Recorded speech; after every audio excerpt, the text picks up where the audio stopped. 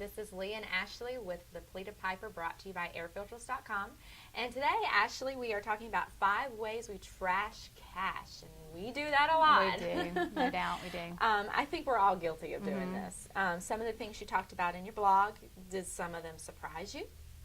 Yeah, there were a couple that really, surprised me, the amount of money that we spend. One of the things that stood out the most to me are energy drinks and coffee, which I'm guilty of this, because I do like my frappe in the morning.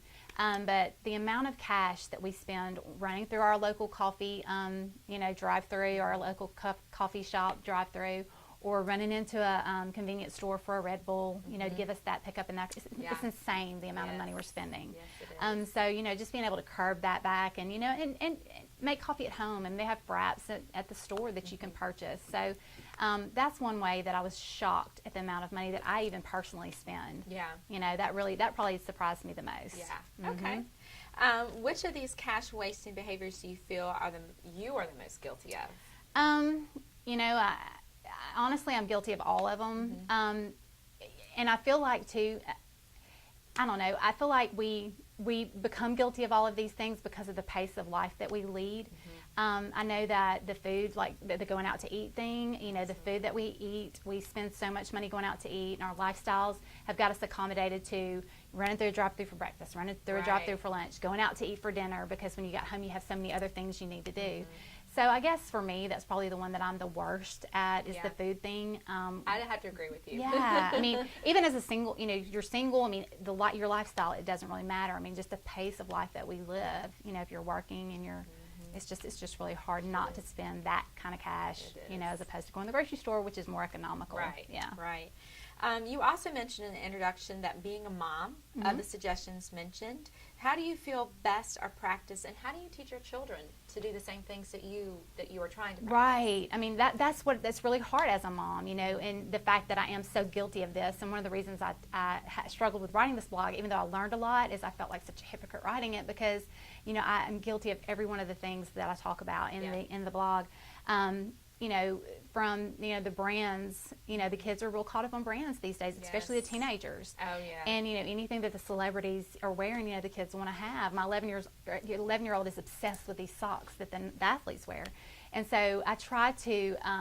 It's hard to keep them from necessarily wanting those brands, but limiting them to a certain number. Or limiting yourself. Or limiting me, or having them earn their own money, so that they can see that you're spending this kind of money, and is it worth it to you? Just the value of an item, and not just with the brands, but also with water.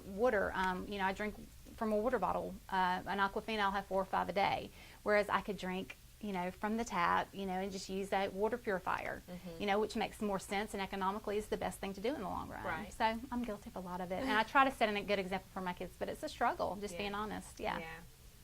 So why do you think we do struggle with these common sense decisions? I think the pace of life that we lead, and just the fact that we do get so caught up with the things that we see in the salacious, the celebrity-driven world that we live in. Right. I think that's a big issue. So I think if we could get away from that and just really get, slow down the pace of life that we live, and, just chill a little bit, I think you can get a better perspective on what you actually need as opposed to what you actually want. Right. And I think that's the biggest struggle, is what we need and we want. Right. Quality over quantity. Yeah. Or quantity over quality. Quantity over quality, yeah, for sure.